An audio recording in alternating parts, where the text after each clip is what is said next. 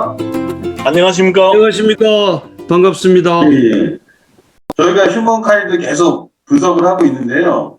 예, 4부하고 5부. 예, 요거는 그 이전에 3부까지와는 좀 진행 구도가 좀 다른 것 같더라고요. 특히 이제 4부 같은 경우에는 이제 러셀도 나오고, 뭐, 새로운 분들도 많이 좀 나오긴 하고, 또 현실 사회에서 실제 이제 뭐 성선설에 관련된 뭐 내용도, 그러니까 실험적인 내용들도 좀 나오고 합니다. 그래서 그 김도영 교수님이 요 4부와 5부 시작하기 전에 어떤 구조로 이게 이루어져 있는지 먼저 좀 설명을 부탁드릴게요. 예, 제가 뭐 모두에 설명드린 것 같이 1부, 2부, 3부는 제 성선설이 맞다는 걸 갖다 주장하는 거죠. 그래서 픽션을 다큐로 뭐 실험을 뭐 조작된 걸 갖다 밝히는 그런 이제 고발이었다면 4부, 5부부터는 그러면 소화십니다. 그 대책에 대해서 이야기를 하는 거죠. 그래서 대책에 대해서 이야기할 때, 이 작가가 굉장히 천재적인 방법을 쓰고 있습니다. 여기에서 이 작가가 자기가 평생 존경하는 사람이 버트란트 러셀이다. 이분을 왜 존경하는가 하니까, 이분이 버트란트 러셀이 가장 존경하는 사람이 제임스 교수랍니다. 김영철 교수님, 제임스 교수 잠깐 소개해 주시죠. 그 하버드 대학교에 그 철학과에 있고 동시에 또 심리학을 최초로 만드는 사람인데요. 이 사람이 주장하는 거는 그 사람들이 믿는 대로 행동하는 것이 아니라 행동하는 대로 믿게 된다. 그런 주장을 피우는 거거든요. 그래서 예를 들면 행복한 사람이 웃느냐, 웃는 사람이 행복하냐. 윌리엄 제이슨한테 물어보면 웃는 사람이 행복하다. 그러니까 행동하라는 것을 주장을 하는 분으로 널리 알려져 있죠. 예. 그래서 이분을 존경하는데 버트란트 러셀은 나는 이 사람의 의견에 동의할 수 없다. 아하. 왜냐하니까 왜 자꾸 믿으라 그러냐. 증명을 해야지. 왜 자꾸 믿으라 그러냐. 그래서 나는 그냥 믿으라는 건 절대 믿을 수 없다. 나 자신도 의심하고 있다. 예, 이거 뭐 완전 데카르트죠, 그죠? 글쎄요, 데카르트만큼 철두철미한 방법론적 회의를 했는지는 뭐 두고 봐야 할 것 같습니다. 그러니까 이 홉스가 데카르트하고 같이 싸웠잖아요. 매치를 했죠. 해가지고 데카르트보다 뭐 지가 뛰어나다고 굉장히 이야기를 많이 했는데, 그래서 이 홉스도 예 계속 싸우고 논쟁했죠. 해가지고 자기가 먼저 발견했다 그러고 뭐 난리를 부렸습니다. 근데 다시 각설에서 돌아가서 원래 영국 사람들하고 프랑스 사람들하고 사이가 안 좋습니다. 예, 근데 홉스가 프랑스로 망명을 많이 가가지고 프랑스 말을 잘했습니다. 그래서 프랑스 말로 그 책을 다 쓰고 그랬잖아요.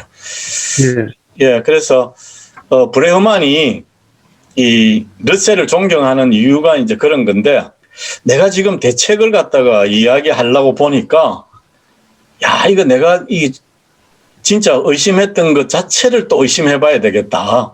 진짜 믿어야 되는 것 같다. 그래서 믿는 대로 되는 것 같다 하는 이론을 만드는 사람이 이제 로젠탈의 피그말리온 효과입니다. 그래서 피그말리온 효과에 대해서 이야기를 하면서 야, 이 성선설을 믿으면 어째 되는가, 한번 보자. 이런 이야기를 하죠. 그래서 피그말리온 효과가 뭐 한 50년 정도 효과가 있는데, 나왔다고 했는데, 피그말리온 효과보다 골렘 효과가 더 크다 그러죠. 그죠? 골렘 효과. 예, 그래서 지금 이제 성악설에 해당하는 건 골렘 효과에 관한 거다. 이러면서 이제 전제를 깔고 이야기를 합니다. 그래서 이제 처음에 이제 돌아가면, 자, 루소 주장대로 제일 처음 한번 보자. 내재적 동기부여의 힘. 사람들은 사람을 움직이는 게 성악설이라 그러면 네 이익에 따라서 막 움직이는 것 같다 그랬는데, 이거 이익 하나도 안 주고, 인센티브 안 주고, 그 다음에 이런 거, 위계 질서 같은 거 하나도 없는 이런 회사 한번 보자. 요게 이제 경제적 보상의 한계. 그 다음에 인간을 자연 상태로 한번 던져보자. 자연 상태. 자연으로 돌아가라 그랬잖아요. 자연으로 돌아가는 게 이제 호모 루던스입니다. 놀이하는 인간. 그래서 한번 해가지고 폐차장 같은 데도 막 놀게 해보고 이러고 자기 마음대로 아무런 커리큘럼 없이 한번 짜보니까 뭐 어떻게 되느냐. 걔들 사람마다 다 다른 커리큘럼 가지고 수업을 시켜보니까 훨씬 뛰어난 게 되더라. 그 다음에 우리가 이제 성악설에 근거해가지고 우리가 권력을 잡고 사람을 통제하고 막 이랬는데 우리가 시키는 대로 전부 다 하고 이렇게 했는데 이거 말고 사람들한테 그냥 한 몇 개인 간 보자. 그게 이제 이것이 민주주의다. 7개의 재앙을 넘어서요. 새 챕터가 그 대안으로서 이야기하는 겁니다. 그래서 성선설에 입각해서 그 위계 질서도 없고 사람을 움직이는 그 모티베이션을 어떻게 동기부여하느냐가 아니고 여기서는 스스로 동기부여해야 된다 이런 이야기입니다. 스스로 동기부여하고 자기 일에서 의미를 찾고 스스로 동기부여하는 거지 위에서 뭐 리더가 동기부여하는 거 아니다. 해주는 거 아니다. 그리고 뭐 당근과 채찍으로 사람을 갖다 끌어가는 거 아니다. 이런 이야기입니다. 그리고 인간의 본성대로 호모 루던스 한번 해보면은 놀이 하면은 스스로 길을 다 찾아가더라. 그 다음에 통제라든지 압박, 공권력 없이도 되는 그 민주주의 한번 보자. 그게 요 챕터 4의 구성입니다. 여기 아까 그 제임스 교수님이셨나요? 예. 윌리엄 제임스. 네. 근데 사실 그분을 아는 분도 드물 것 같긴 한데 러셀을 아는 분들도 드물지 않을까요? 요즘 분들은? 버트란트 러셀은 이제 이 화이트헤드하고 같이 네. 프린키피아 에티카라는 네. 책을 같이 썼죠. 네. 그리고 평화주의 운동을 많이 했고요. 반전 반핵 운동하고 결혼을 6번 한 사람입니다. 그러니까 이 철학자 중에 연예인도 아니고 결혼을 6번 했다는 얘기는 이혼도 많이 했다는 얘기인데 뭐 아주 개성이 강하고 그런 분이죠. 수학도 잘했잖아요. 수학도 해가지고. 아니 수학에 탁월한 뭐 능력을 집합 이론에도 기여를 많이 했고 우리가 잘 알고 있는 루드위히 위켄슈타인의 예. 스승이기도 하죠. 위켄슈타인 찾아와가지고 버트란트 러셀한테 이렇게 합니다. 제 논문을 좀 하나 읽어달라고 얘기를 하면서 읽어보시고 제가 천재인지 바본지 둘 중에 하나를 평가를 해달라. 그러니까 러셀이 딱 읽어보더니 자네는 천재일세 해서 그때부터 위켄슈타인이 이제 철학의 길로 본격적으로 들어섰다. 케임브리지에서 있었던 일입니다. 예. 제가 알고 있기로는 마지막 르네상스형 인간이라고 러셀을 그렇게 얘기하는 얘기를 들었었거든요. 근데 이분이 원래 수학을 그렇게 열심히 하시고 논리학으로 이분의 목표가 원래 항진경제를 만드는 게 그 목표이시지 않으셨어요? 지금 무슨 얘기인지 소리 잘 안 들렸습니다. 항상 항진명제, 언제나 참인명제. 네, 언제나 참인명제를 만드는 게 이분의 원래 목표라고 제가 로지코믹스라는 책에서 봤거든요. 근데 결국에 실패했었죠. 지금 이제 러셀에 너무 깊이 들어가면은 브레히만 얘기해서 조금 벗어나는 것 같은데 뭐 다음번에 한번 러셀 얘기를 한번 본격적으로 해보도록 하죠. 그런데 러셀을 잘 썼죠. 브레흐만이 자기 대안을 만들기 위해서 러셀을 조금 써먹은 겁니다. 그래서 아주 뛰어난 사람을 써먹었기 때문에 상당히 이제 큰 효과를 발휘를 하죠. 근데 이제 김두열 교수님 얘기를 들어보면 브레히만에 대한 아주 극찬이 지금 이어지거든요. 천재적 방법을 사용했다. 또는 뭐 뛰어난 전략을 썼다. 뭐 이렇게 얘기하시는데 저는 아직도 계속 브레히만이 얘기하고 있는 것에 허점이 무엇이 있을까? 허점도 사실 많이 보이는 측면도 있고요. 그러니까 외제적 인센티브에 한계가 있다. 동의합니다.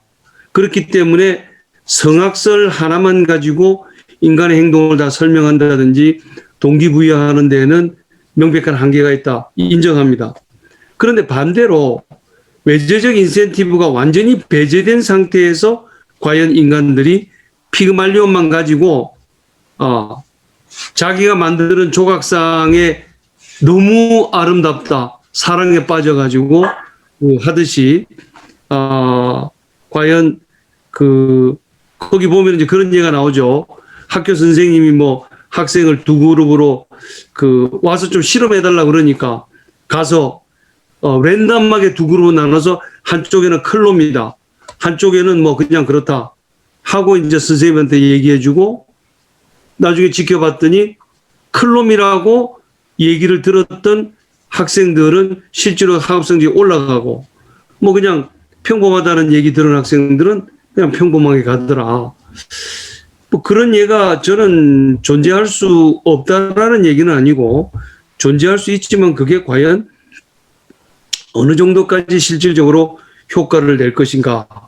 즉 인간의 개인적 이기심을 완전히 배제했을 때 엄청난 재앙이 벌어진다. 이 사람은 지금 그 재앙이 벌어지기는커녕 공유지의 비극도 없고 모든 게 다 잘 돌아갈 것이라는데 제가 예를 하나 들어보겠습니다. 모태동 공산당 지하에서 있었던 일입니다.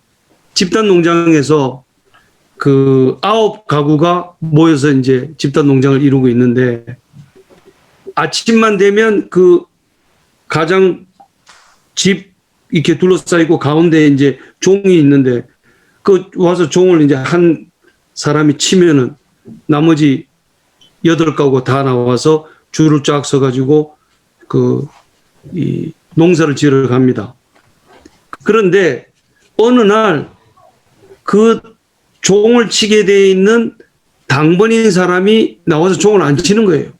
그럼 어떤 일이 벌어질까요? 아무도 안 나옵니다. 누가 왜 이거 오늘 종 치게 되는데 왜 종 안 치냐고 9시만 되면 종 치는데 9시 5분이나 10분 돼가지고 이거 왜 종 안 치는 거야 하고 컴플레인 하는 사람이 아무도 없습니다. 왜? 지 책임이 아닌데 굳이 다 놀고 싶지 일하기 싫으니까 안 나간다는 거죠. 그게 모택동 공산당 지하에서 실제로 있었던 일이라고 저는 전해 들었는데 이제 이런 식으로 개인의 어떤 자유와 책임이 정확하게 주어지지 않으면은 사람들은 남 탓하고 자기가 적극적으로 움직이지 않는 부분들이 있다는 거죠. 그래서 단기 성과를 내는 데 있어서만큼은 경제적 인센티브가 분명히 작동을 하는 거죠. 보너스 안 주고 그냥 회사를 위해서 좀 일해달라. 자네가 우리 회사의 그냥 최고 엘리트인데 자네 빠지면 쓰러지네. 이런 칭찬만 해준다고 과연 사람들이 열과 성을 다해서 일을 할 것이냐. 이런 반론도 이 브레이크만은 지금 보면 하나도 안 들고 있어요. 지금 자기한테 유리한 사례만 어디서 다 끌고 모아졌는데 반대되는 사례도 전하는 대로 많이 갖고 있습니다. 반대 사례가 아니고 이거는 이제 믿으라는 이야기. 믿어야 글쎄, 이제 믿으라는 얘기를 해서 이제 중간에 얘기를 하면은 사실 성선설이다, 성악설이다. 인간은 근본적으로 이타적인 존재고 서로 협력하는 존재고 타인을 위해서 자신을 희생할 줄 아는 존재다 하는 성선설하고 인간은 근본적으로 자기 거를 먼저 챙기고 자기 자신의 이익을 최우선시한다. 성악설. 이건 제가 볼 때 경험적으로 이렇게 사례를 들어가지고 증명될 수 있는 명제가 아니라고 생각합니다. 이건 사실 인간관이고 또 세계를 보는 세계관이기 때문에 다른 말로 하면 형이상학적 명제입니다. 즉 경험으로서 증명해야 될 것이 아니라 이러한 세계관을 가지고 이 세상을 쳐다보겠다. 그런 점에서는 지금 김도열 교수가 얘기하는 대로 믿어라. 그 이후에 이제 믿어라 할 때 믿어라는 얘기는 수학의 공리를 따질 수 있는 문제가 아니잖아요. 점은 위치만 나타내지 뭐 부피나 넓이를 가지고 있지 않다. 그 왜 그런가? 그냥 그렇게 시작하자. 그렇게 시작하면 새로운 세계가 우리한테 열린다. 지금 그런 얘기 브레히만이 얘기하고 있는 것 같기 때문에 이게 지금 어디까지 반박할 수 있고 어디까지 증명할 수 있는 문제가 아니라 어떤 세계관과 어떤 인간관을 가지고 이 세상을 볼 거냐. 그렇지. 그래서 이제 원리와 원칙의 이제 차이죠. 이제 진리라고 하는 거는 만드는 게 아니고 발견하는 거거든요. 그래서 로젠탈이 발견한 거죠. 피그말리온 이펙트도 그냥 장난처럼 이제 세양지 실험도 해봤더니만 얘가 훅 잘 되는 거예요. 그래서 우연한 발견입니다.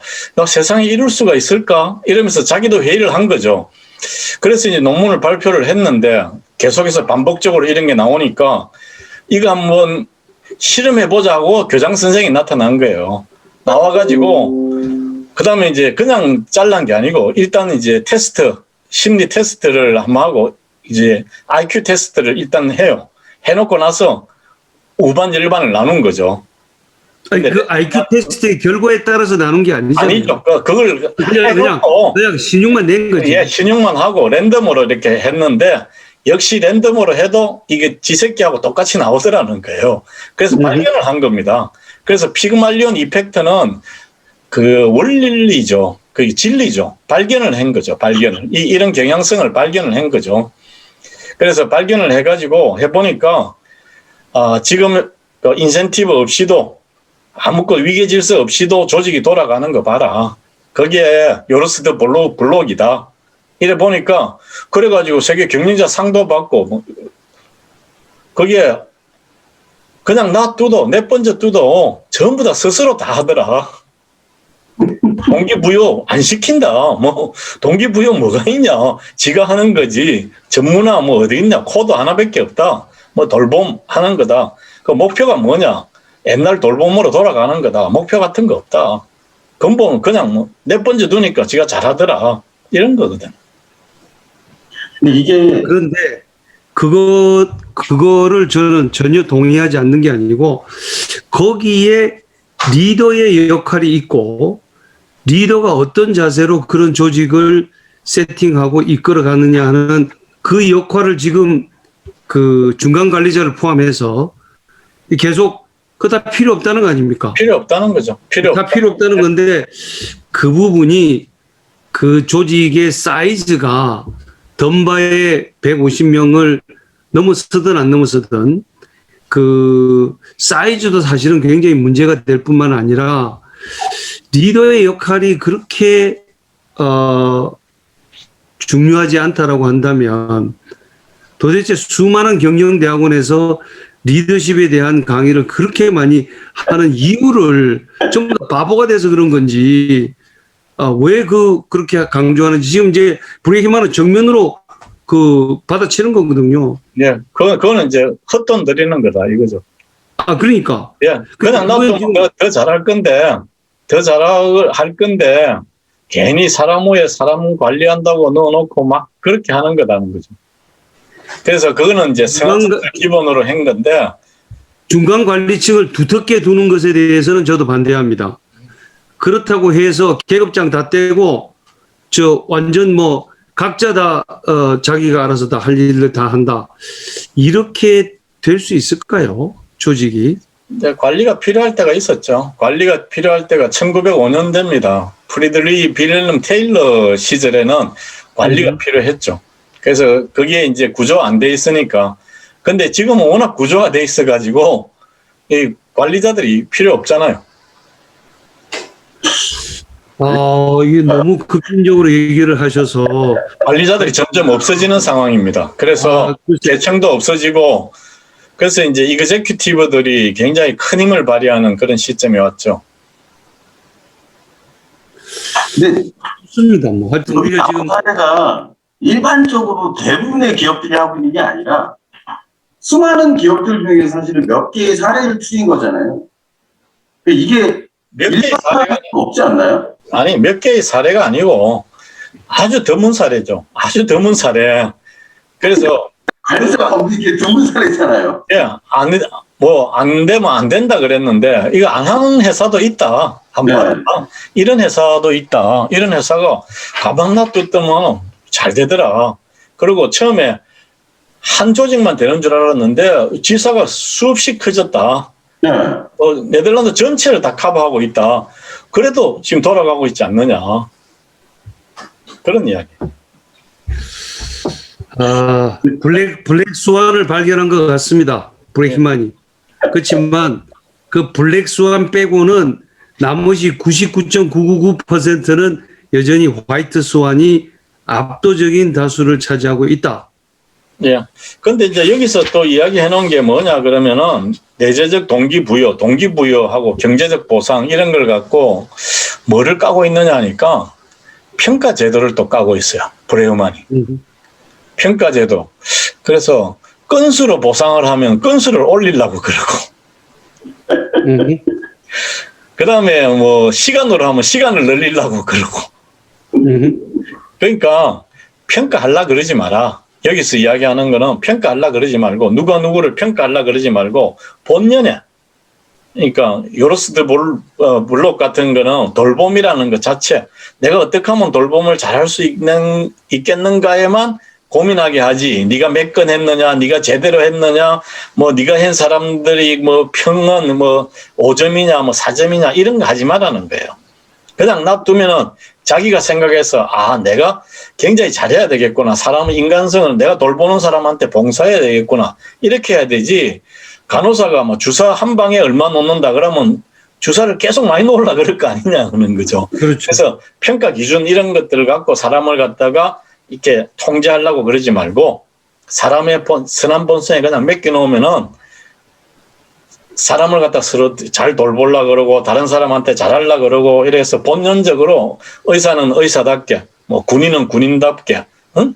모든 사람이 답게 잘 돌아갈 거다 이런 이야기. 공자의 사상 아니에요, 그거? 네.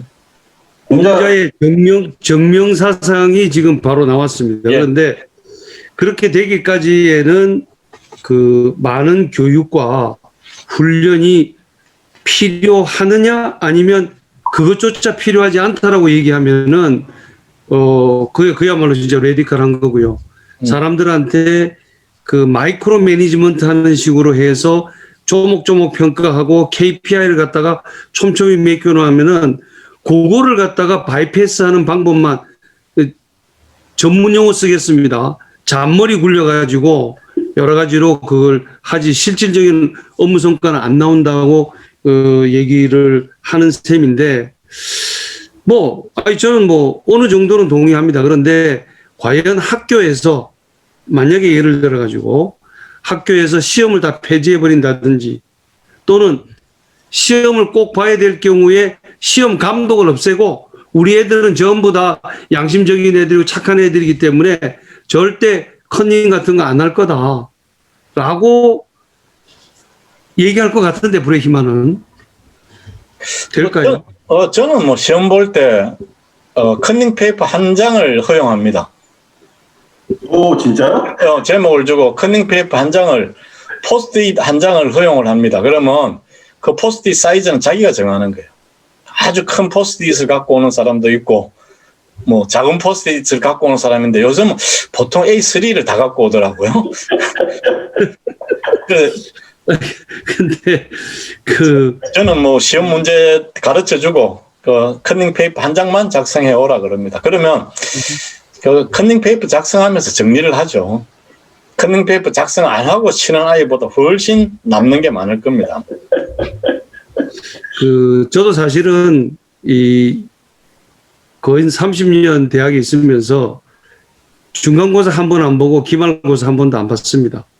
진짜요? 대신 그렇습니다. 저는 시험을 안 보고 대신 이제 이 미션이라고 해서 과제를 주죠. 과제를 주는 것도 항상 팀 단위로 과제를 줘서 혼자 해서 제출하는 것이 불가능하거나 대단히 힘들도록 해서 상호 협력하도록 만들고 그런 방식을 많이 썼습니다만은 어쨌거나 학생들을 완전히 믿어라 라고 일반 시민들 다 믿으라 그랬더니 지금 미국에서 주유소 해킹 사건 벌어져가지고 서로 주유소 먼저 진입하려고 막 멱살 쥐고 치고받고 싸우고 이러는 것들이 그 신문에 보도되는데 이것도 역시 이제 브레기만은 그거는 100만 분지 1에 벌어진 사건을 가지고 침소봉대해서 전부 다 그런 싸움 박질이 주유소마다 다 벌어지는 것처럼 언론이 과장 보도하고 있다 뭐 이렇게 얘기를 하겠죠. 근데 뭐 개인에게 자기 자신의 어떤 이기심을 추구하는 현상이 없다 이렇게 얘기하는 건 아니겠죠. 뭐 설마. 네, 그냥 믿어라. 예. 그냥 믿으면 사람들이 선한 본성을 갖고 믿으면은 선한 본성대로 행동할 것이다. 근데 주유소 들어와서 막 약탈하는 사람들이 전부 다 악한 본성을 믿고 있기 때문에 내가 먼저 가야 되겠다 이렇게 한다 이런 이야기죠. 사실 여기 지금 내재적 동기부여임에서 상당히 지금 오랜 시간을 지체하고 있는데 사실 지금 다음에 호모 루덴스랑 민주주의에 대한 그 새로운 실험 이것도 좀 얘기를 해야 되거든요. 그래서 우리는 여기까지만 좀 하시고 제가 정리를 하자면 사실 러셀하고 비트겐슈타인 얘기를 하셨잖아요. 그래서 이 두 분이 학교를 가지고 실험을 하신 게 있어요. 러셀은 완전히 자유방임으로 학생들 많이 풀어준 거죠. 그리고 비트겐슈타인은 엄격하게 규율, 주제 이렇게 해가지고 학교를 직접 만들어서 그렇게 해봤는데 사실 둘 다 실패를 했거든요. 그러니까 너무 풀어주니까 애들이 뭐 실제적으로는 정말 버릇없는 애들이 나왔고 그 다음에 너무 규율과 규제를 하니까 애들이 뭐 창의성이라든지 이런 그러니까 소년들이 가져야 될 뭐 이런 것들이 없었던 거죠. 그래서 저는 사실은 생각을 하는데 그 마스시다 보노스케 아시죠? 그 일본 경영의 3대의 그 구루라고 하는데 그분이 한 말이 생각이 나는 게 방목하지만 방치하진 않는다. 예, 그러니까 너무 풀어주는 것도 안 되고 너무 엄격하게 쪼이는 것도 아니고 적절한 중간의 길이 필요한 것 같아요. 그래서 일단은 사실 내재적 보상이라는 게 이게 사실은 뭐 이것도 사실 성선설 성악설하고 마찬가지로 사실 좀 논쟁이 끊이지 않을 것 같아서 여기까지만 하시고 사실 호모 루덴스 제가 이 부분에서 좀 주의 있게 봤던 거는 요즘 이제 아이들을 키우는 부모들이 가장 고민하고 있는 게 ADHD, 주의력 결핍, 과잉 행동 장애. 사실 이거 때문에 되게 많은 고민을 하고 있거든요. 이 부분이 이런 거 좀 내용이라서 이 부분 좀 얘기를 더 좀 했으면 어떨까 싶습니다. 예. 예, 이게 뭐 못 놀아서 그렇다는 거 아니에요. 그래서 이게 ADHD가 계절적 그 병으로 나온다는 겁니다. 그래서 좀 놀았을 때는 놀 때는 괜찮은데 방학 끝나고 학교 오면 이제 그렇게 된다는 거거든. 그래서 스스로 놀 때는 괜찮았는데 이제 뭐 어린아이들이 노는 시간이 어디 있습니까? 없잖아요.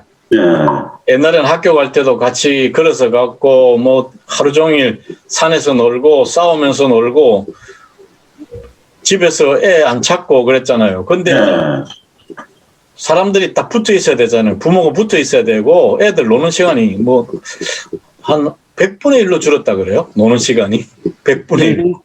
예. 그렇죠. 내 손자도 보면 뭐 노는 시간이 별로 없어요. 혹시 지금 영어 배우고 있는 거 아닙니까? 노는 시간이 없습니다. 내가 데리다 주고 뭐 데리고 오고 그러는데 노는 걸 또 되게 좋아합니다. 자기들끼리 축구 가기 전에 어린이 놀이터에서 한 2-3시간 노는데 그때 완전히 땀 뻘뻘 흘리면서 놉니다. 그러면은 애들이 보통 한 10몇 명이 모르는 아이들이 전부 친구가 돼요. 그래서 스스로 막 돕고 잘 놀더라고요. 김현철 교수님도 엊그저께 손자분 학원 좀 알아봐달라고 저한테 말씀하셨잖아요. 우리 손자도 내가 보니까 불쌍해 죽겠어. 뭐 엄청나게 그 부모가 딸하고 사이가 시키는데 글쎄 그 애가 현재까지는 용케 뭐 따라오고 있는 중인데 뭐 중2병이 언제 이제 도지겠죠. 결국은 지금 오라서 지금 아마 그 아직도 이렇게 그 통제 범위 내에 들어와 있는 것 같긴 한데 아니 인간의 본성 중에 놀고 싶어 하는 게 있다 뭐 이런 정도 얘기하면 괜찮은데 다 떠나서 그냥 마음껏 놀리면은 방목하면 방치하면 지가 지 먹고 살 거 다 타고 태어났기 때문에 결국은 지 갈 길 다 간다. 그럼 거꾸로 얘기하면 이 어느 정도 또 결정론적인 얘기가 돼요. 될 놈은 되고 안 될 놈은 뭘 해도 안 된다. 이렇게 또 얘기가 발전될 수 있는 소지도 있기 때문에 노는 것이 창의력을 키우는데 어느 정도까지 도움을 준다는 얘기하고 배경 지식이 하나도 없이 그걸 주입식으로 가르치지 않음에도 불구하고 다 스스로 터득할 수 있다. 그거는 글쎄요. 너무 과격한 교육 이론이 아닌가. 예, 호모 루던스라는 말 자체는 호모 이코노투스하고 똑같아요. 호모 사피엔스하고 똑같습니다. 그래서 호모 루던스는 놀기 위해서 태어났다는 거예요, 인간이. 기본적으로 놀기 위해서 태어났다.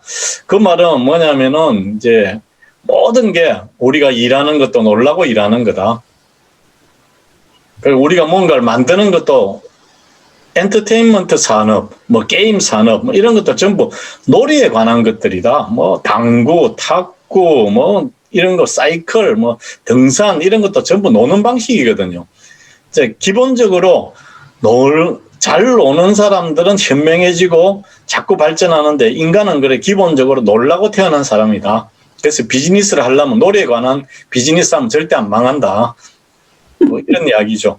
그래서 놀면서 살아가는 걸 배우고 놀면서 내가 어떻게 행동해야 되는 걸 배우고 그렇게 돼 있다. 그러니까 내번져 두면은 그래서 모든 아파트 단지에서 거내 있고 시소 있고 막 이런 놀이터는 막 안 된다는 거죠. 그래서 폐차장 같은데 막 새로운 거 뭐 산 막 이런 데 가가지고 자유롭게 한번 놀아봐라. 그러니까 인의가 하나도 없는데 그냥 근데 관리인은 있어야 된다. 관리인이 이래라 저래라 하는 게 아니고 안 죽을 정도면 그냥 놔두는 게 관리인이다. 뭐 이런 이야기입니다. 그래서 학교도 마찬가지입니다. 그쪽에서 이렇게 뭐 서머힐이나 이런 학교 그리고 지금 여기서 나오는 대안학교도 코치를 하나 붙인다 그러거든요. 코치를 하나 붙이는데 우리는 뭐라고 생각하는 거 하면 코치를 전문가를 붙인다 이렇게 생각하는데 전문가가 아니고 하나도 모르는 사람을 붙이는 거야. 그래서 난 러시아 말 모르지만은 얘가 러시아 말을 하고 싶다 그러니까 하는 방식을 내가 찾아주겠다. 뭐 이런 이야기거든. 같이 고민해주고 코칭을 해주는 거죠. 그래서 전문가 코칭을 붙이는 게 아니고 같이 고민하고 할 수 있도록 도와주는 사람. 이제 그런 이제 교육의 부분들을 냅니다. 그래서 거기에서 전제가 되는 게 호모 루던스다. 뭐 이런 이야기입니다. 지금 호모 루던스 예? 이 호모 루던스의 교육 철학을 가지고 애들한테 시험도 안 보고 공부도 안 시키고 놀리는 학교들이 대한민국에 있습니다. 있죠. 있어요? 이유학교 같은 데도 그래서 그런 학교에 학부모들이 이유학교는 제가 정확하게 잘 모르겠는데 그런 학교에 학부모들이 애를 안 보내려고 그 학교 보내면 학력 떨어진다고 도망댕겨 나오는 학부모들이 많이 있습니다. 그리고 대안학교 가기 힘든데요, 요즘은. 그러니까 호모 루던스가 인간이 놀기 위해서 태어났다고 그러는데 이제 예를 들면 마르크스의 인간관하고는 너무나 대치되는 얘기거든요. 마르크스의 인간관에 따르면 인간은 자아 실현을 위해서 노동이 필수적이다.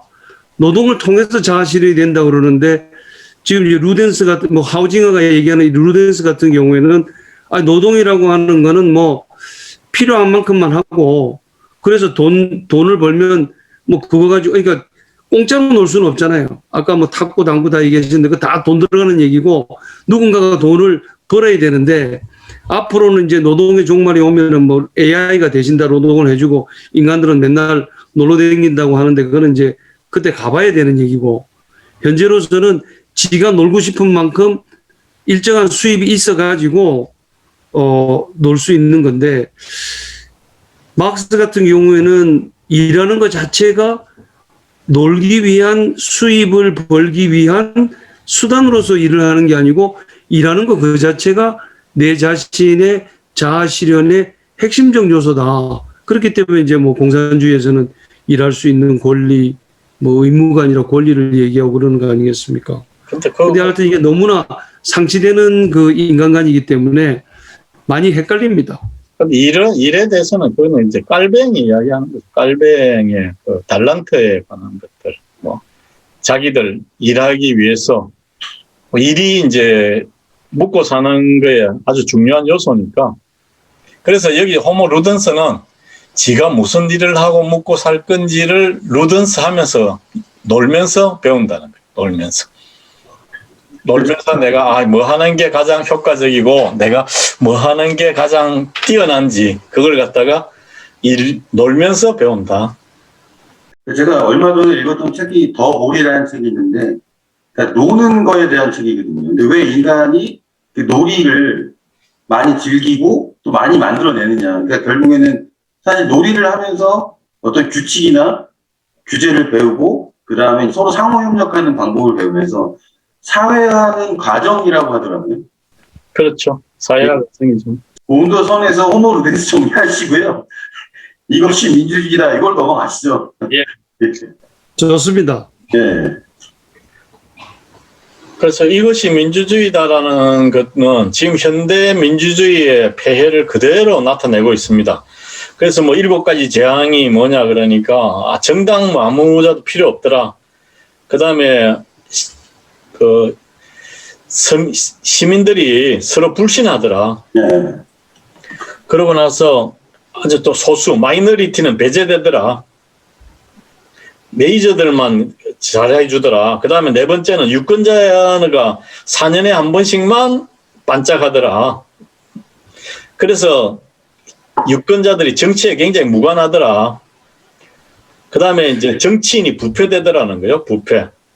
그리고 부자들은 될 수 있으면은 세금을 안 내려 그러더라.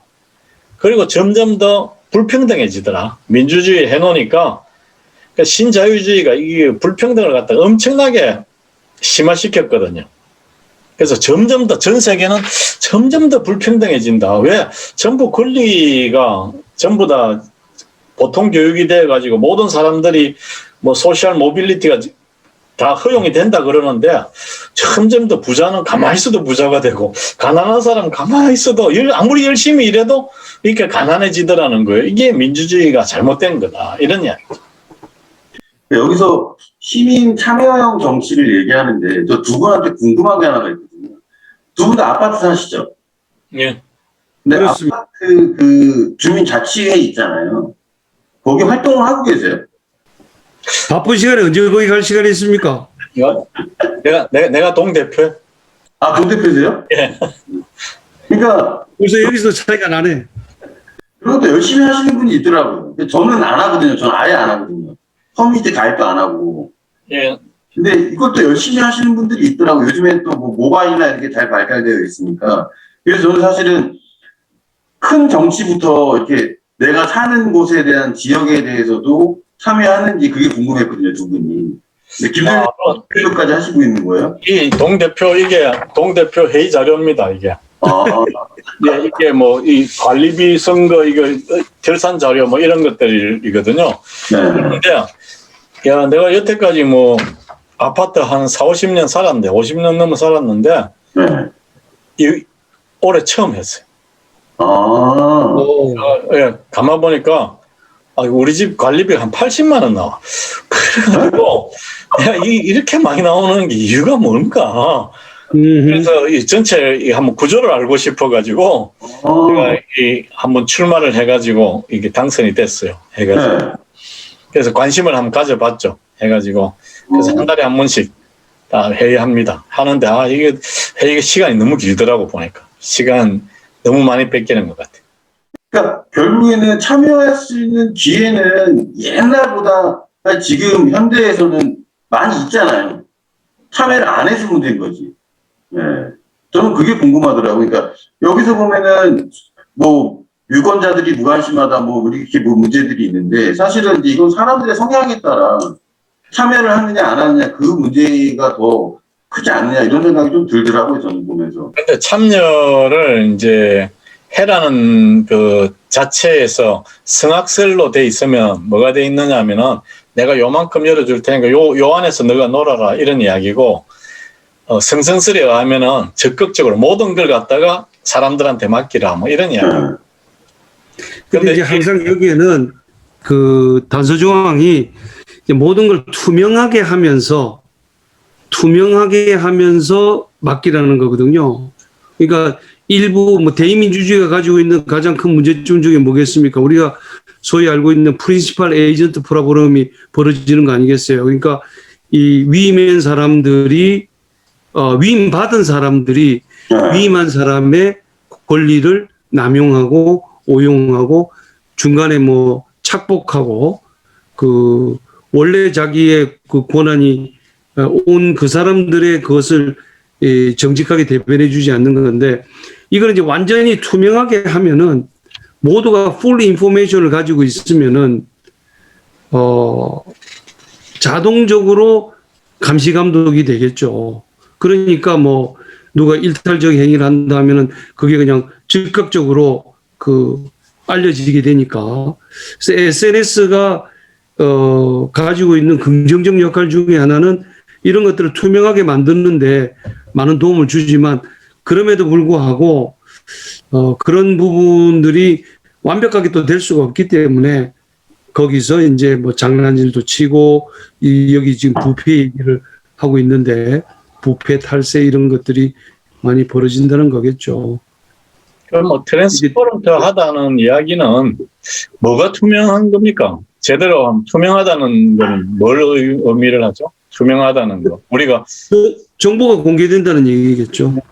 그렇죠. 투명하다는 거는 그 전부 다 서류가 가능하다는, 서류를 열람하면 모든 게 이해가 된다는 것은 투명한 거고, 이걸 이해하기 위해서는 비하인드 스토리가 있어 그러면은 이게 투명하지 않는 거죠.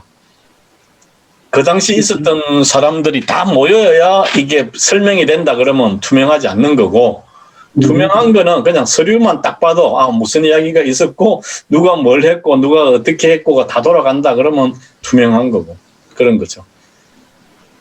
그러니까 예를 들면 그 레오 달리오가 그 원칙이라는 책에서 밝히는 내용을 보면, 자기네 회사에서 있는 모든 그 미팅을 전부 다 비디오로 다 찍어가지고 누구든지 뭐 몇 년도 언제 무슨 일이 어느 미팅에서 무슨 일이 있는지는 그 클라우드에 들어가가지고 찍어보면 다 나온다는 거거든요. 열람한 요즘도 이제 그렇게 하느냐는 얘기에 대해서는 이제 반발들이 좀 있다. 이게 지금 막 자기 얼굴이 드러나고 거기서 뭐 발언한 것을, 물론 회사의 공식적 미팅이긴 하지만 모든 회사 직원들이 언제든지 다 볼 수 있다라고 하는 것은 그 초상권 문제도 있다 뭐 이런 얘기도 있어가지고 그렇게까지 다 하지는 않는다고, 투명성 원칙에 한계가 있다라고는 밝히지만, 그래도 기본적으로 인포메이션이 뭐 보통 보면은 이 위에 임원급이 가지고 있는 인포메이션하고 중간 관리자가 가지고 있는 거하고 밑에 신입사원이 가지고 있는 거, 이거는 뭐 군대도 마찬가지고 어디를 가든지 간에 그 정보의 한계를 두고 있는데, 완전히 다 오픈 안 되는 거죠. 사장이 알고 있는 거하고 대리가 알고 있는 거하고 차이가 없다는 거예요. 그런 식의 투명성을 과연 이게 해낼 수 있는가에 따라서 제가 볼 때는 성선설에 기초한 조직도 돌아갈 수 있는지 없는지 여부가 많이 달려있지 않나 생각을 해봅니다. 그러니까 성선설하면 뭐 투명도 필요 없다는 거죠. 투명도 필요 없고 그냥 놔두면 된다는 거죠. 투명하다고 하는 건 성악설을 전제로 우리가 이제 뭐 감사를 할 때 필요할 때 이렇게 감시할 수 있다 뭐 이런 이야기인데, 감시 자체도 부자연스럽다 이런 이야기. 마침 듣다 보면은 송선설이 거의 만병통치야. 송선설을 하면 뭐 감시할 필요도 없고 서로 뭐 시민들 사이에 불신할 일도 없잖아요. 그렇죠. 그렇죠. 근데 이제 김현주 교수님은 현실적으로 가능하냐? 그 안 되니까 아니, 나는 이렇게 지금 하고 있는 거지. 대한민국에 있는 대기업의 인사 담당 CEO들 좀 불러가지고 당신네들 이렇게 한번 해보라고. 그래서 소위 말하는 직장인들이 말하는 그 개목걸이라는 RF 태그도 다 없애고 누구든지 다 그냥 그 특급 비밀 연구소 다 그냥 들락날락 할 수 있게 해주고 뭐 선한 사람들이니까 그게 물론 이제 덤바의 150명 법칙에 위배될 만큼 큰 대한민국의 대기업에서 과연 그렇게 할 수 있을까? RF 태그를 없앤 그 IT 기업의 연구소가 있을까? 뭐 그렇게 모르겠습니다. 하는 회사들 많아요. 그게 아주 유명한 회사가 뭐냐 하면은 이제 요로스트 블록 같은 그렇게 하는 회사도 있습니다. 그게 대표적인 회사가 고아입니다. 고아텍스 알죠? 네. 예. 고아가 그게 없습니다. 그 하이어라키가 없어요. 그래서 미스터 고아, 미시즈 고아도 뭐 전부 같은 팀원이에요. 근데 한 프로젝트가 있습니다. 뭐 어떤 프로젝트 있으면은 그 모든 평등해요. 그래서 이 프로젝트 오너 누구 할래? 그러면 손드는 사람이 오너예요. 그럼 그 사람이 필요한 그 프로젝트 팀원들을 자기가 뽑습니다. 미스터 고아도 넣을 수 있고 미시즈 고아도 넣을 수 있고 다 해요. 그러면서 돌아가게 돼 있습니다. 수평 조직이거든요. 그래서 모든 사람이 협력하는 조직입니다. 그렇게 가는 데도 많죠. 구글 같은 데도 뭐 평가 안 하거든요. 각자가 다 알아서. 그런데 스스로 모자란다고 생각하면 다 떠납니다. 스스로 모자라다라는 것을 깨우칠 수 있도록 옆에서 프레셔를 많이 준다 그럽니다. 뭐 그러겠죠. 자기가 그 몇 번 해가지고 계속 요청 받으면 수준 안 된다는 거 뭐 알 수 있으니까 그러면 이제 빠져나오는 거겠죠. 글쎄 그게 그러니까 지금 뭐 넷플릭스도 그렇고 넷플릭스도 이게 뭐 기업은 가족이 아니다. 여기는 프로 축구 팀이라고 생각을 해라. 뭐 그렇게 얘기를 하는데 모르겠습니다. 이게 그러니까 성선설적으로 움직이는 거에처럼 보이지만은 바탕에 보면은 이 내보낸다라고 하는 이 더 이상 우리 이 뭐라나 그룹의 일환이 아니다라고 얘기할 수 있는 부분이 조직 내에 존재하느냐 아니면 그냥 뭐 어쩔 수 없이 그냥 끌고 가는 그러다 보니까 뭐 이 함량 미달이 되더라도 끌고 가야 되니까 감시를 하고 CCTV 하고 RF 태그 달고 뭐 이렇게 해서 끌고 가느냐 이런 거는 뭐 복합적인 얘기인 것 같습니다. 그러니까 이제 집단이냐 조직이냐에서 차이가 있거든요. 그러니까 집단이라고 하면 그룹은 자를 수 없어요. 그런데 조직은 뭐냐면 공통의 목표가 있기 때문에 공통의 목표를 달성하기 위해서 모인 사람들의 집합이기 때문에 공통의 목표에 적합하지 않는 사람은 그 조직의 일원이 될 수가 없다 이렇게 나옵니다. 그래서 빠지는 거죠. 그래서 네. 지금 시간 관계상 되게 많이 길어져가지고 제가 좀 정리를 하자면 그 에즈원이라는 딜로이트 컨설팅하고 나온 책이 있는데 말씀한 오늘 나왔던 이런 내용들이 모든 조직에 동일하게 적용이 되지는 않더라고요. 그러니까 조직의 형태가 다르잖아요. 특히 뭐 군대 같은 조직에서 뭐 민주화로 해가지고 뭐 명령에 대해서 불복할 수 있고 이러면 안 되잖아요. 그러니까 말씀하신 내용들이 물론 이제 서로 믿고 성선설에 의해서 서로 뭐 감시하지 않고 서로 다 믿을 수 있으면 좋긴 하겠지만 조직의 성향에 따라서 적용시킬 수 있느냐 없느냐도 좀 문제인 것 같긴 하더라고요. 네. 그래서 이제 뭐 여기서 이야기가 이제 브레흐만이 이야기하는데 공산주의 그 나쁜 거 아니다 이런 이야기거든. 공산이라는 거 커뮤니즘 그 같이 살자는 건데 그 나쁜 거 아닌데 우리가 그 냉전 시대에 교육을 그렇게 받아서 그런 건데 함께하는 사회 서로가 서로에게 믿고 서로가 서로에게 기여하는 이런 사회가 공산 사회에 맞는 거다. 그래서 뭐 알래스카에서 유전 발견했을 때 이거 어떤 사람한테 리바이어들한테 탁 맡기는 게 아니고 전부 다 해가지고 같이 쉐어하는 그런 걸로 해가지고 성공한 사례 굉장히 많다. 아랍에미레이트도 마찬가지잖아. 해가지고 뭐 국왕이 다 해주는 거잖아요. 뭐 부탄 같은 데는 뭐 그런다 그러대요. 뭐 해가지고 뭔가 선물을 주려 그러면 우리한테 주지 마라 이게 왕한테 갖다 주래요. 그 왜 왕한테 갖다 주자 하니까 왕이 다 나눠준대요. 뭐든지 뭐가 생기든지 다 나눠먹기 때문에 왕한테 갖다 주라. 뭐 그런다는 거예요. 여기 418페이지 보니까 그 일상적 공산주의 하면서 좀 유식한 용어도 나오더라고요. 그 공산주의 커뮤니즘이 라틴어 커뮤니스에서 유래했다. 근데 이게 함께 사용한다는 뜻이다. 그러니까 사실 우리가 공산주의를 조금 냉전 시대 때 배웠던 걸로는 좀 안 좋은 걸로 인식을 하고 있는데 사실은 공산주의가 그렇게 좋은 나쁜 뜻은 아니더라고요. 네. 그러니까 사실 이 민주주의에서 시민들 사이의 불신, 뭐 저는 이게 사실 제일 많이 와닿거든요. 그러니까 요즘 애들 키우고 뭐 하면서 사실은 사람 믿지 말란 말을 제일 많이 하게 되는데 사실 그런 말 할 때마다 좀 계속 좀 불편하긴 하더라고요. 사람을 믿고 살 수 있는 세상이 사실 더 좋은 세상이죠? 아니 우리나라는 상당히 이제 좋은 세상이죠. 믿고 살만한 신뢰가 바탕이 된 그런 사회인데 이 다른 나라는 좀 위험하죠. 내가 중국이나 뭐 이런 데 가면은 믿을 수 없잖아요. 그래서 그게 왜 믿을 수 없게 됐느냐니까 성악설을 기본으로 갖고 있기 때문에 못 믿는 거예요. 우리나라에서 그냥 카페에서 뭐 휴대폰하고 노트북 그냥 놔놓고 가잖아요. 네. 거의 성선설에 입각한 거예요. 그쵸. 이게 프랑스 아이들, 뭐 이런 아이들은 막 잠시만 나눠도 다음 시간이기 때문에 절대 안 된다. 다 싸들고 가거든요. 다 네. 싸들고. 근데 우리나라 사람은 다 놔놓고 간단 말이에요.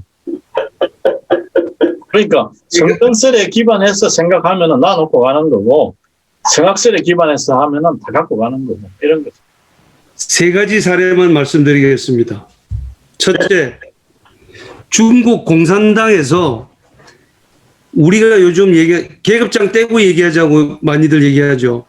실제로 계급장 뗐어. 네. 대장이든 중령이든 짝대기 한 개든 다 계급장 떼자고 그러고 군대 운영하고 평등하게 해보자 했다가 개판되고 나서 다시 다 계급장 다 달았어. 두 번째 사례. 그 외국 사람들이 한국 와서 깜짝깜짝 놀라는 게 택배 기사가 와가지고 집 앞에다가 네. 물건 던져도 하는 거.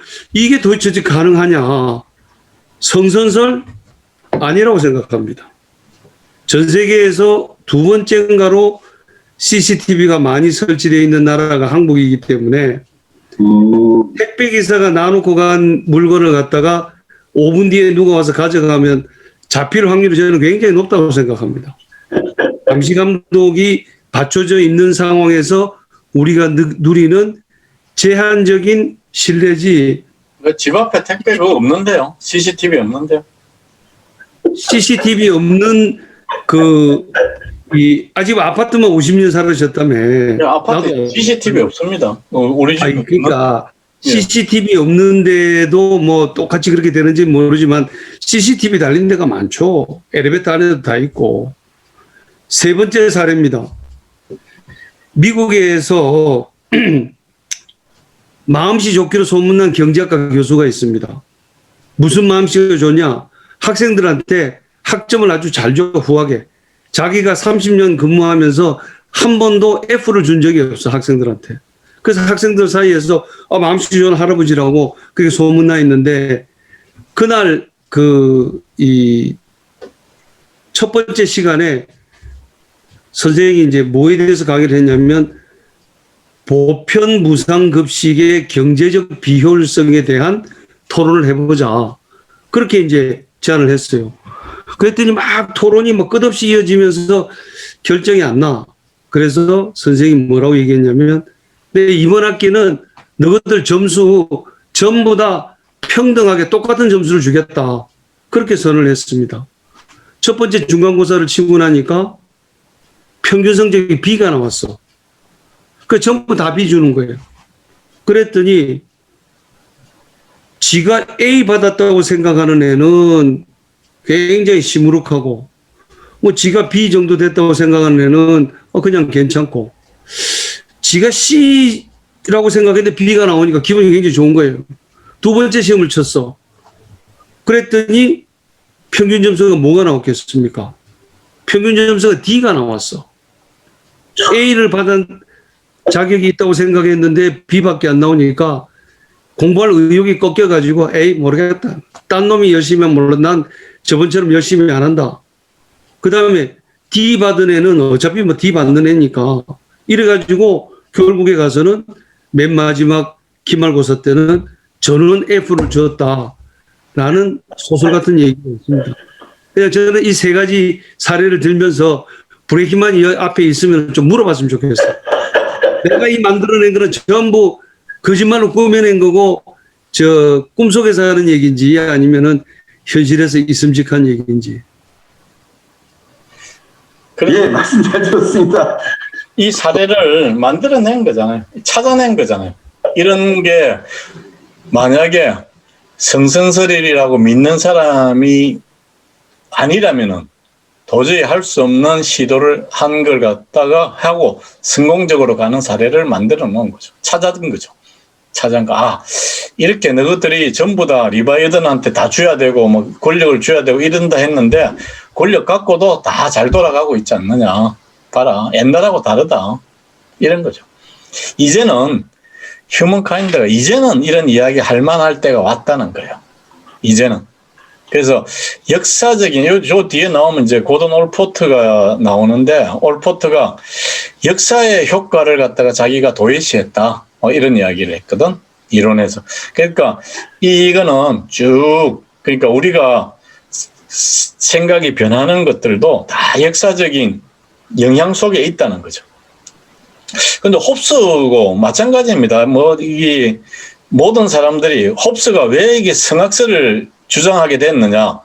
홉스가 이제 뭐 2장에서 그랬죠. 2부에서 그런 이야기를 했습니다. 뭐라 그랬는가 하면은 야, 인간이 본래 어떻게 태어났는지를 보려면은 네 스스로 눈 감고 네 스스로 한번 생각해 봐라.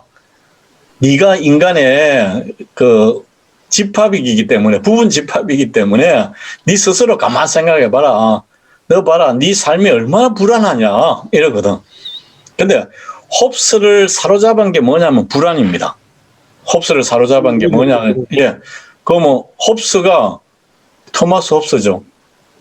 토마스 홉스. 예. 저 아버지 이름도 토마스 홉스입니다. 홉스인데 이 토마스 홉스가 엄마 뱃속에 있을 때 스페인 무적함대가 침공을 할 때입니다. 그래가지고 엄마가 엄청나게 불안했다 그래요. 그래가지고 얘가 홉스가 태어나면서 불안 증후군을 갖고 온 거예요. 그래가지고 얘가 뭐 하는가 하면은 계속해서 망명을 갑니다. 계속해서 영국에서 그 의회가 생기고 왕당파 해가지고 공화파 생기고 의회가 생기니까 자꾸 프랑스로 도망을 가요. 도망을 가고 계속해서 도망댕깁니다.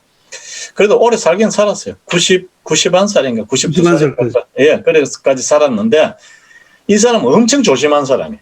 그러니까 평생을 불안과 공포로 떨었던 사람이에요. 그래서 이 세상에 쑥 나쁜 놈들밖에 없어. 이래가지고 믿을 놈은 내밖에 없어. 이래가지고 그래 오래 살았는지 모르겠어요. 야, 오부에는 왼편 뺨도 대라 이건데 이건 더 길어질 것 같은데요? 5-1, 5-2, 5-3 정도 자르면 되겠지 뭐. 일단 저기 새로운 현실은 여기까지 해서 마무리해도 될까요? 예.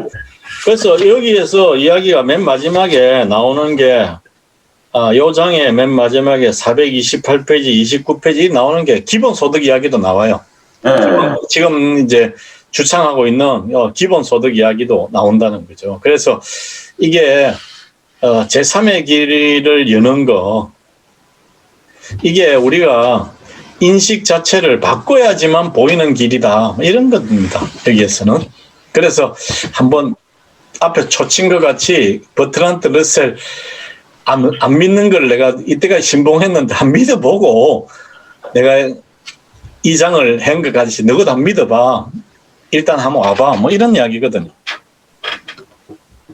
그다음에는 이제 거 없을 것 같긴 한데요, 그게. 예, 오부도 마찬가지인데 오부는 이제 더 안 되니까 더 한번 믿어봐 이러면서 이제 오십니다. 자, 그러면은 예. 일단 지금 이거 4부죠? 4부 새로운 현실. 예. 여기까지만 해도 되겠죠? 이제 다 하신 말씀 다 하신 거죠? 예. 예. 오늘 약간 길어졌는데요. 예. 뭐 정확하게 이게 결론을 내리기는 사실 쉽지 않은 내용인 것 같긴 해요. 그래도 어쨌든 두 분께서 솔직하게 얘기를 다 해주셔서 감사하고요. 오늘 고생 많으셨습니다. 그럼 다음 시간에 또 뵙겠습니다. 감사합니다. 네, 다음 시간 뵙겠습니다. 네네.